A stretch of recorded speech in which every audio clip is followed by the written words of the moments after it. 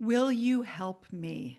Why is that such a difficult question to ask? And why do we often not get the answer that we want when we ask it?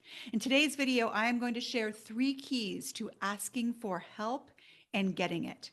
My name's Heather Hansen. For 20 years, I was a trial attorney, and the most important part of my job was teaching witnesses, normal people like you and me, how to talk to juries, how to overcome their self consciousness and their self doubt and their fear, and to turn to a jury and ask for what they wanted. For us, it was a win, and to get it.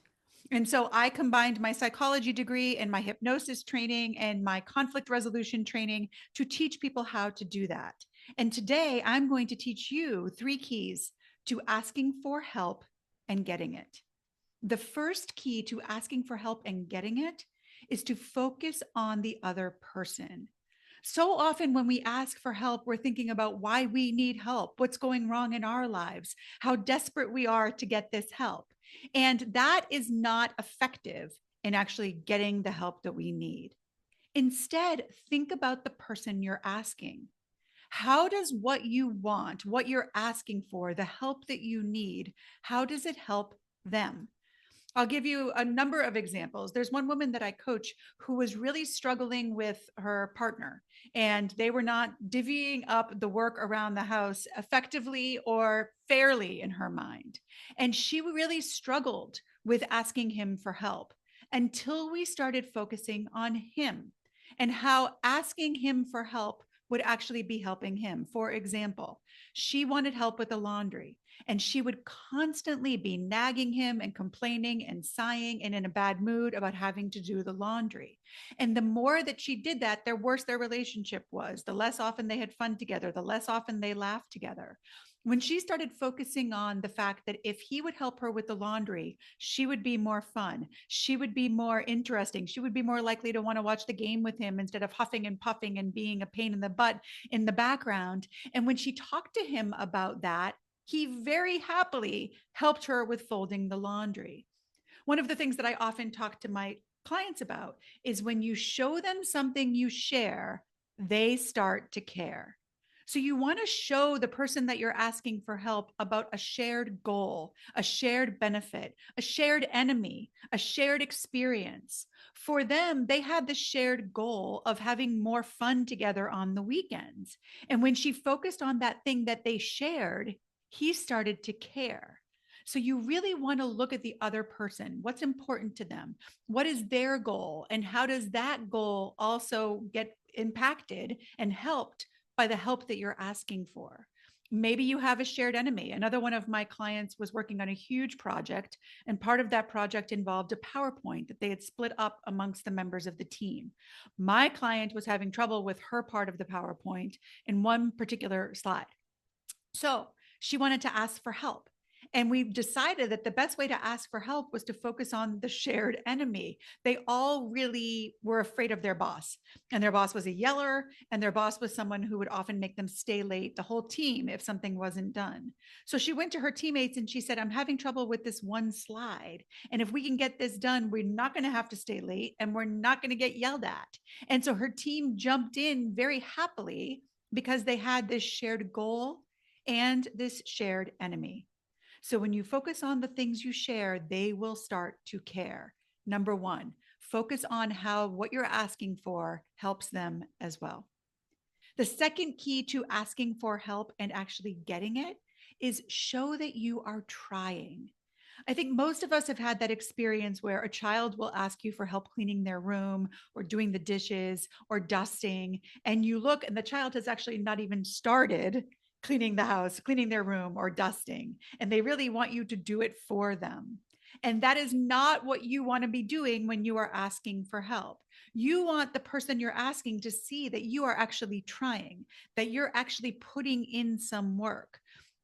When I was working at my firm, I would give my associates, I was a partner, and I would give the associates different things to do. And if they came to me with a bunch of questions or asking for help without having put in any effort, that would get me very frustrated. But if they had come to me and said, this is the research I've done, I've drafted this motion, I've thought about these questions, but I do need your help understanding this thing, I would be so much more likely to want to dive in and help them.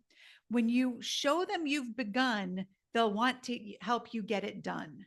When you show them you've begun, they'll want to help you get it done. So show that you've begun, show that you have tried, show the effort that you have put in, and then ask for help getting the project over the finish line rather than coming and asking for help without having done anything or without any evidence of what you have done. So, our first key is to focus on them and how the help that you're asking for will help them as well. And the second is to show them that you're trying. Now, the third key is the most important key. And if you follow my channel, you know that I am always talking about tone of voice. And the third key taps into this. You need to ask for help with delight. One of the things that I often teach my people, whether it's in my coaching or in my keynote speeches, is when you are asking for what you want to ask out loud and with delight. There's a study out of Yale that shows us that you can tell more about a person's emotions from their tone of voice than from their facial expressions or their body language combined.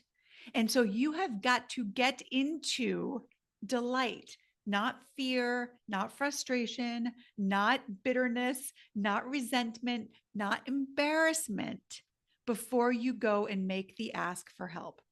If you ask with embarrassment, the person on the other end of that ask is going to wonder why you're embarrassed. They're going to think maybe you haven't tried. Maybe you don't deserve the help that you're asking for. If you ask with frustration or resentment, the person you're asking is going to feel that and respond in kind.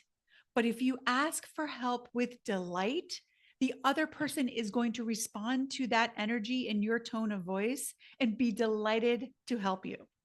So then the question becomes, how do you get to delight? The big way to do that is with those first two keys. First, focus on how what you're asking for is going to help the other person. That's going to make you far more delighted to ask for that help. Second, show them that you've tried. Once you've put some effort in and you've actually moved the ball down the court, down the field a little bit, then you actually will be a little bit more delighted to get some help and to ask for some help to finish the job. These three keys are going to make you so much better at asking for help and getting it. And if you follow these three keys, the delight will continue to build. I share these types of things here in my channel and also in my weekly newsletter, where I also add in some of the research to back up these ideas. So you can sign up for that in the link below, the newsletter, which comes out every Thursday. But in the meantime, put these three keys into work, test them out, and let me know how they work for you.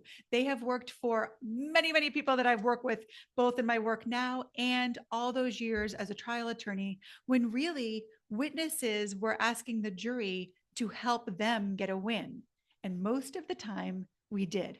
I'll be back with more. Take good care.